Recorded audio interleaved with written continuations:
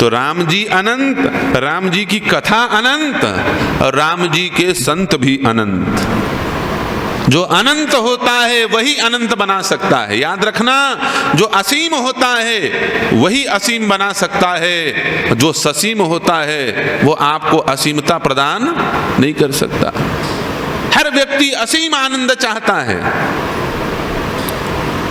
हर व्यक्ति असीम आनंद चाहता है।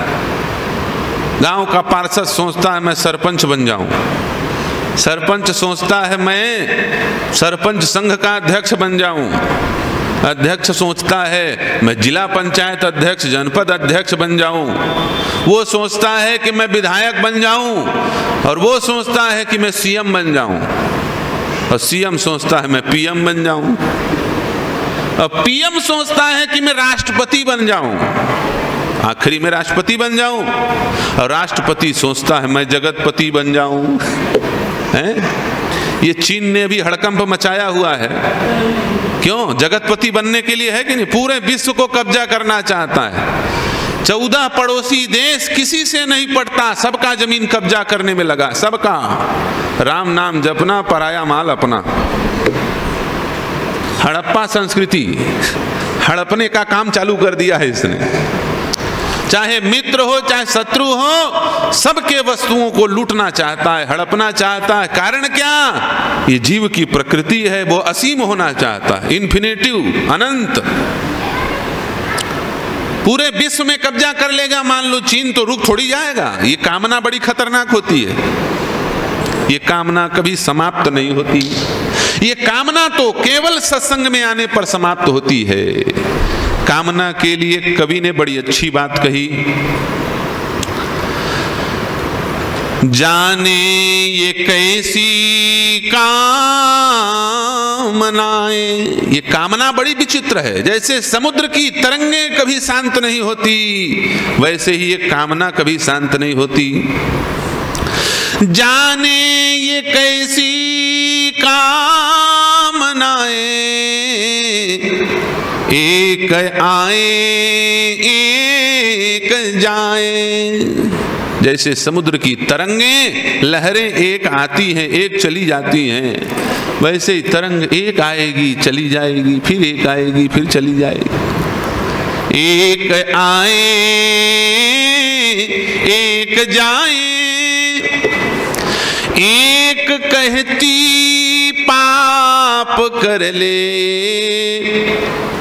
एक कहती पुण्य कर ले।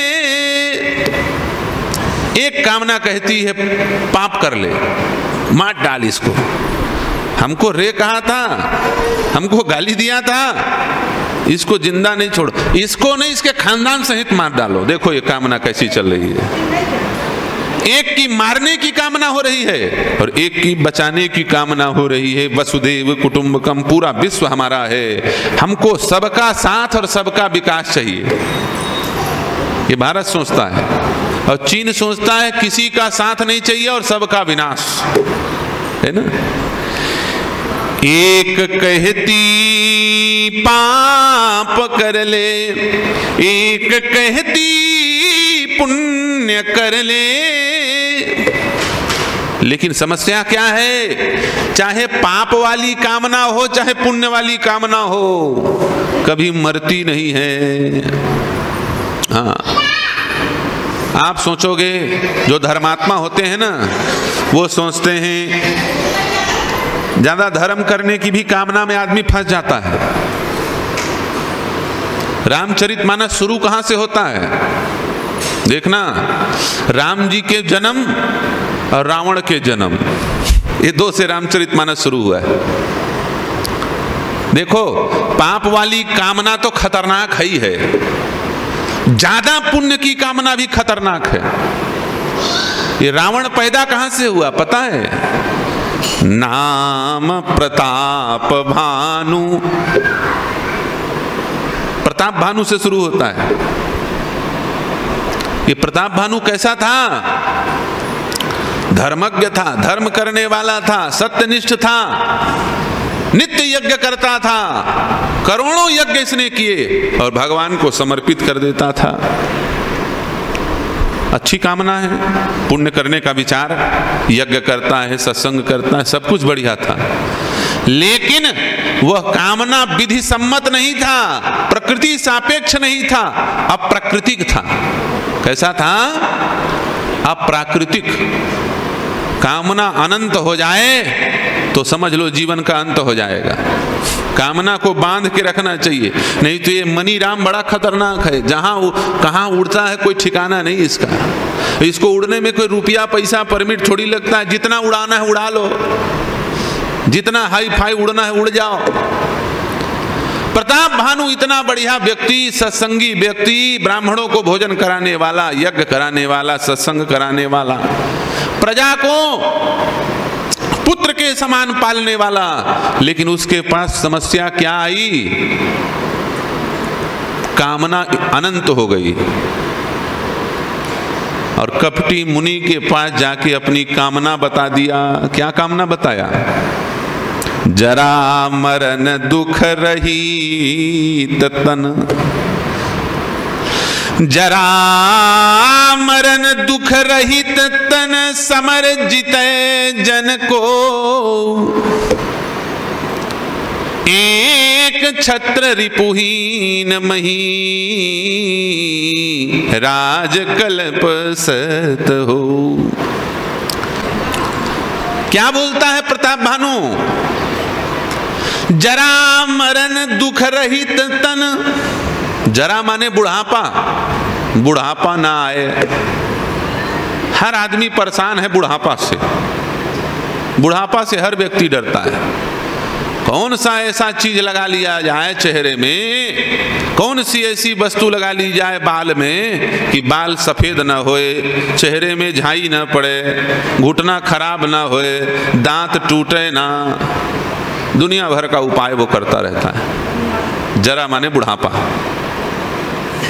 और जरा आएगा तो ज्वर आएगा। बुढ़ापे में बुखार आता है, दुनिया भर की बीमारी। कोरोना सबसे ज्यादा खतरा तो बूढ़ों के लिए है ना, सीनियर सिटीजन के लिए। बुढ़ापा से आदमी इसीलिए डरता है क्योंकि बीमारियां घेर लेती हैं। यदि बीमारियां ना आवे, शरीर टन रहे, तो बुढ़ापा से बढ़िया कुछ नहीं है। क्यों भाई? देखो, जो बच्चा पेट में आया है, इस बात की तो गारंटी है कि वो शिशु अवस्था में प्राप्त करेगा, चाहे जिंदा पैदा होए चाहे मुर्दा पैदा होए, शिशु अवस्था में पैदा होगा। शिशु अवस्था प्राप्त हो सकता है, ज्यादा बड़ी बात नहीं है। और माता पिता जी अच्छे ढंग से ध्यान दे दें, दुनिया भर की समस्याओं से बचा लें, तो धीरे धीरे धीरे धीरे वो कुमारावस्था को भी प्राप्त कर सकता है, कौमारावस्था को भी प्राप्त कर सकता है। कौमार अवस्था को पौगंडा अवस्था, कौमार अवस्था, उसी किशोर अवस्था कहते हैं, प्राप्त कर सकता है। और बढ़िया ढंग से विधि सम्मत शिक्षा, संस्कार युक्त शिक्षा उसे प्रदान किया जाए तो वो उत्तम युवावस्था को भी प्राप्त कर सकता है। उत्तम युवावस्था बोल रहा हूं मैं, युवावस्था नहीं। हाँ, जवान माने जवानी दिखनी चाहिए चेहरे में, है कि नहीं? आजकल क्या है, जवानी में बुढ़ापे का आनंद लेते हैं लोग। चेहरा का ऐसा बत्ती उड़ा रहता है जैसे बल्ब फ्यूज हो गया। चाहे जवान युवा हो चाहे युवती हो, चेहरे में कोई तेज नहीं, कोई चमक नहीं। हाँ, फेयर एंड लवली लगा लें, दुनिया भर का पाउडर लगा के चमक जाएं 2-15 मिनट के लिए, बात अलग है। नहीं तो ब्रह्मचर्य का पालन करने वाला युवा और युवतियां, इनको किसी श्रृंगार की आवश्यकता नहीं। आप ही आप चेहरे से छवि छटकती है, तेज छटकता है। हो सकता है उसको युवावस्था प्राप्त हो जाए, इसमें भी कोई बड़ी बात नहीं। बड़ी बात तो बुढ़ापा प्राप्त करने में। बूढ़े हो जाओ 70, 80, 90 की आयु प्राप्त कर लेना, ये कठिन बात है। किसी ने सोचा यहाँ कि हम 100 वर्ष तक रहेंगे? कोई नहीं सोचता। ज्यादा से ज्यादा 60 साल महाराज। 70 साल में तो जय सिया राम बल्ब फ्यूज हो ही जाएगा, है कि नहीं? कहीं काम खत्म हो जाएगा। और किसी से बोला जाए तुम 100 साल रहोगे, राम राम राम, बहुत पाप होगा तभी 100 साल जिएंगे। लेकिन प्रताप भानु 100 साल जीना नहीं चाहता, एक कल्प जीना चाहता है, एक कल्प। लेकिन कैसे? जरा मरण दुख रहित तन, बुढ़ापा और बुखार ना आवे, बुढ़ापा और बीमारियां ना आवे। एक कल्प माने कितना साल होता है? गिनती लगाते लगाते दिमाग घूम जाएगा, इसलिए उसकी गिनती हम लोग नहीं करेंगे। कई करोड़ साल होता है। और इतने साल तक मैं राजा रहूं, मरूं नहीं, मरना तो हमको है ही नहीं बोलता है। जरा मरण, बुढ़ापा, मरण और दुख, इन 3 चीजों से मेरा शरीर सदा अस्पृश्य रहे, स्पर्श न करे।